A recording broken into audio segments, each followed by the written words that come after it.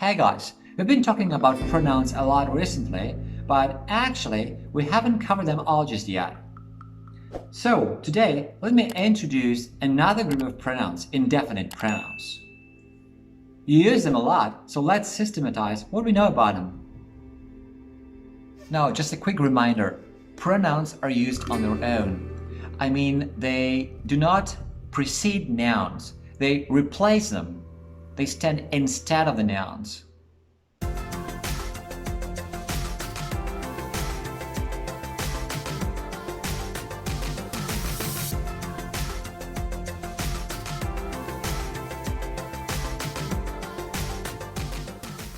So, what are indefinite pronouns in the first place? Well, as all pronouns, they're used instead of nouns. These particular pronouns are used instead of nouns that are not specified. They tell us something about the nouns, but we only have partial knowledge. Have a look at these sentences with the indefinite pronouns everyone and something. Everyone wants to be happy. Everyone needs a friend.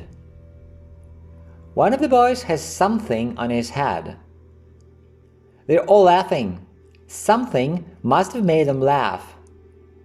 Here, everyone doesn't refer to any particular person, but rather to all people in general. So, what does this pronoun tell us about the unspecified noun it stands for? Well, it tells us that the noun refers to people rather than things. As far as the other pronoun is concerned, something, it refers to an unspecified thing, not a person. But we can't say anything more about the thing. There are quite a few indefinite pronouns in English. Let's try to classify them somehow and talk about them in more detail. We're going to classify indefinite pronouns in an informal way. The first criterion is whether they're used for people or things. There are three possibilities here. Pronouns used only for people, pronouns used only for things, and pronouns used for both people and things. The second criterion is whether they're followed by a singular or plural form of the verb. Again, there are three possibilities. Pronouns always followed by the singular form of the verb, pronouns always followed by the plural form of the verb, and pronouns followed by either the singular or the plural form of the verb. We're going to focus on the first criterion now and discuss the three groups of pronouns one by one. Pronouns used only for people. In this group, we have all the pronouns that end in one or body. Someone, somebody, anyone, anybody, no one, nobody, everyone, everybody. Actually, they're interchangeable, maybe with the latter being slightly less formal. Besides, there are the impersonal pronouns one, you, and they, and some more: whoever, whosoever, whomever, whomsoever. As far as the pronouns whoever, whosoever, and whomever, whomsoever are concerned, the second one in each pair is rarely used nowadays, maybe except for very formal or literary language. The form whomever is used as an object and is often replaced by the more common form whoever. All of these pronouns are followed by the singular form of the verb, except for the impersonal they, which is followed by the plural form of the verb. And now let's have a look at some examples. Here we have two men, Jack, this is Jack, and Steve, this is Steve. They're working. Jack says, "Hey, come on, everybody knows how to use a hammer. They teach it at school." "Whoever taught you?" "No one taught me," Steve answers. "Really? Then ask whomever you like how to do it. I'm sure someone will show you." You never know. One doesn't use hammers as often as when you were young. Okay, I'll show you how to use the hammer. Anyone can learn it. So you can see here the indefinite pronouns highlighted. Now, in the example above, we use the impersonal pronouns one, you, and they. We call them impersonal because they do not refer to any particular person, but rather to any person in general. Have a look. They teach it at school. So people in general, in this case presumably teachers, teach it at school. You never know. One doesn't use hammers as often as when you were young. You never know, so people in general don't know that. One doesn't use hammers as often as when you were young, so they don't use hammers as often anymore. People in general. They, you, and one don't refer to any particular person here. Now, pronouns used only for things. Some indefinite pronouns are used just for things. Here belong all the pronouns that end in thing, like something, anything, nothing, everything. Here also belong some pronouns that are used to talk about quantities. They include much, little, less, enough. Besides, there are this, such, whatever, whichever. They are all followed by the singular form of the verb, except for such, which may be followed by either the singular or the plural form of the verb. The pronoun such refers to something that was stated before. Here are some examples of indefinite pronouns used for things. Pay special attention to the pronoun such, which is used twice, in both singular and plural.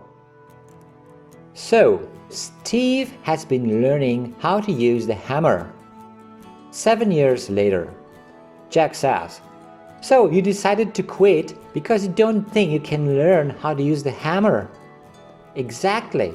This seems impossible to master. Fine, if such is your decision, I'll have to let you go. When you first came here, something was telling me you could learn anything. Such were my beginnings here. I could do everything, but nothing lasts forever. I'm old and tired now, and I don't learn new stuff so fast anymore. So, here's such used with singular, if such is your decision. Here we use such with plural, such were my beginnings here. Okay, let's continue. Whatever you decide, I respect it, Jack says. It's your life. You must find a job that suits your needs. So go and choose whichever you like.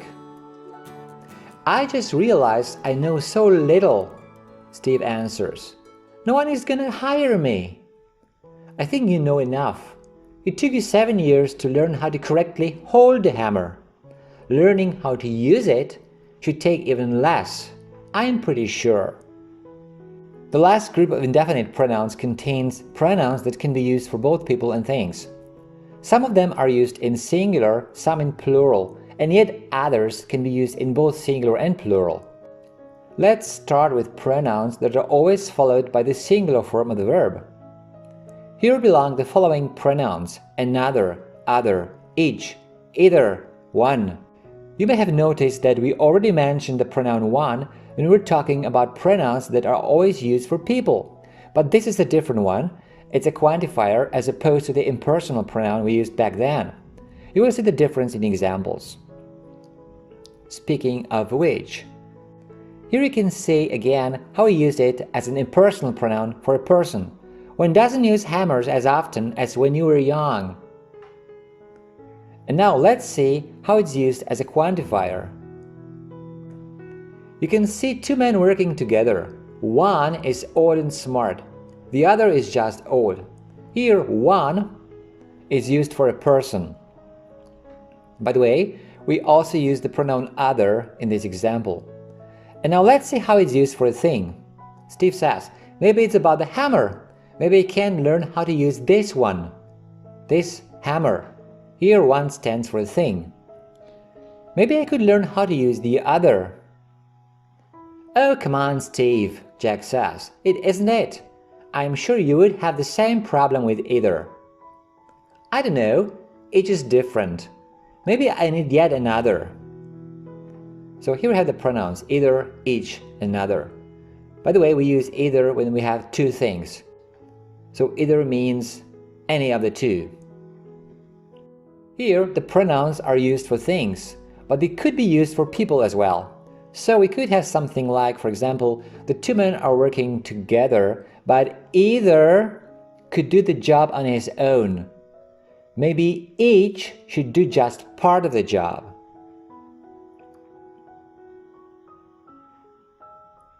Then there are indefinite pronouns used for both people and things that are followed by the plural form of the verb. Here belong many, few, fewer, several, both, others. Have a look. Here we are on a busy street in the city center. Look at all those people. Many are hurrying somewhere. Only few are standing and talking with others. Even fewer are just standing and relaxing. Probably several are already late for work. Two of them are criminals, but both are hiding in the crowd.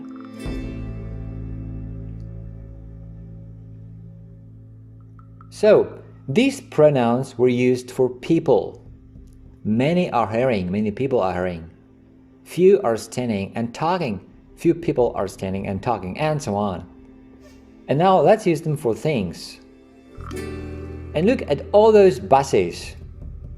There are many, but fewer than last week.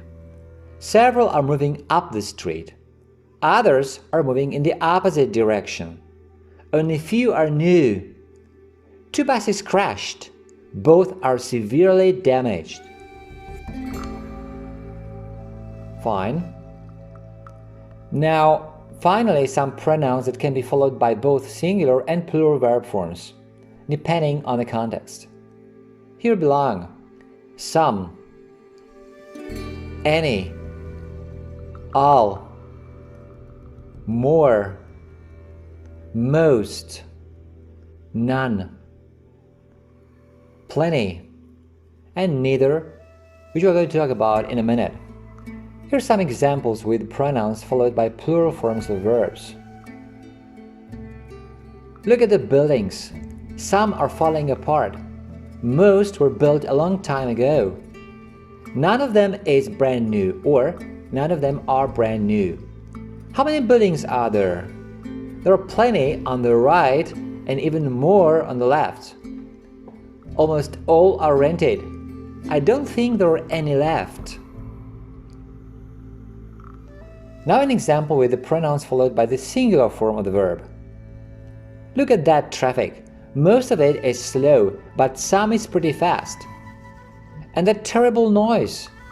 There's plenty of it everywhere. There's gonna be even more in an hour. All is filled with it. I'm wondering if there is any in the middle of the night. Maybe there's none. As you can see, sometimes you can use either the singular or the plural form of the verb with the pronoun none. Have a look. None of them is brand new. None of them are brand new. There's a similar situation with the pronoun neither. According to prescriptive grammar, we should use the singular form. And we actually use the singular form if the pronoun is not followed by of. Have a look. I have two questions about the city. Neither is easy to answer. Here, neither is not followed by of.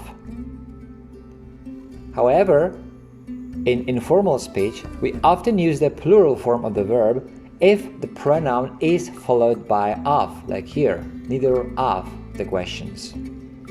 So we could say either neither of the questions is easy to answer, or neither of the questions are easy to answer.